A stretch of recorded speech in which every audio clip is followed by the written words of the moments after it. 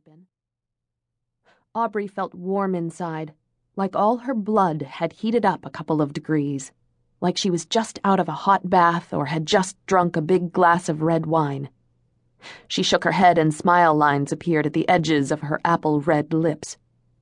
"It's just unbelievable, girl," she thought, "what you've done with your life.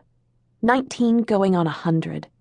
You finally find a guy you can halfway stand. He trembles when you touch him through his clothes and you let him drive away. Oh, that you would kiss me with the kisses of your mouth." Song in the Bible. "I sucked you off in a theater." Song on the radio. Has everything changed or nothing? She rinsed the dishes, dried her hands, and worked in some lotion. The fragrance was of lavender. Through the window she saw the black ocean and the pale sand and the white rush where the water broadened onto the beach, then receded.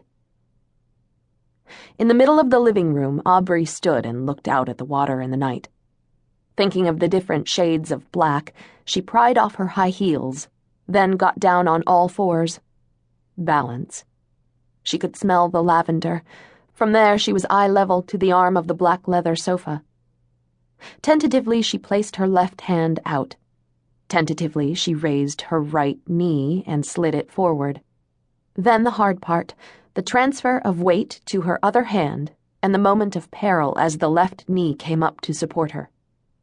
She wavered, just a little, but when her left leg settled beneath her, she was okay and very focused, because she had to repeat the whole complex procedure again.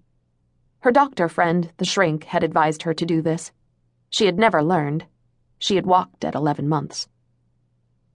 Her doctor friend had said that for an adult to develop fully, to form certain concepts, especially mathematical ones, she needed to know how to crawl. Then she heard the knock at the door. A flash of embarrassment went through her as she realized what she was, a 6-foot woman in a short black dress crawling across her living room through the scent of lavender. She sprung up and walked over. "Who's there?" "Just me again, Aubrey." It was a little hard to hear, with all the cars roaring by on Coast Highway. "You're dark cloud." She flipped the outside light switch and looked through the peephole. The bug bulb must have finally burned out because all she saw was one corner of the apartment building across the alley laced with Christmas lights, and the tiny headlights out on Coast Highway, miniaturized in a fisheye lens clouded with moisture. She hadn't replaced that bulb in months. When she opened the door, she was smiling because she half expected his return, because she knew he was in her control now, and because she was happy. Then her smile died from the inside out, and she formed her last thought. No. Chapter 1. "Out of the way, please. Sheriff's investigator. Come on now, out!" Mercy Rayborn ducked under the ribbon and continued down the walk. Her heart was beating fast and her senses were jacked up high, registering all at once the cars hissing along Coast Highway to her left, waves breaking on the other side of the building, the citizens murmuring behind her, the moon hanging low over the eastern hills, the smell of ocean and exhaust, the night air cool against her cheeks, the walkway slats bending under her duty boots. She figured a place like this, oceanfront in San Clemente, would run you $2,000 a month, and you still got termites in your walkway and spider webs high in the porch corners. Or maybe you got worse. 2 patrolmen were talking to 2 paramedics, all 4 of whom nodded and stepped aside. Mercy stopped short of the entryway alcove to 23 Wave Street and looked at the door. It was open about 2 inches. It was painted a flat Cape Cod gray.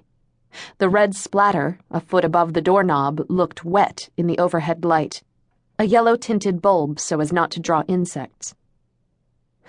"Sergeant, the neighbor heard a disturbance, suspected something was wrong. He saw the presumed blood. He called us at 10:45. We got here at 10:55.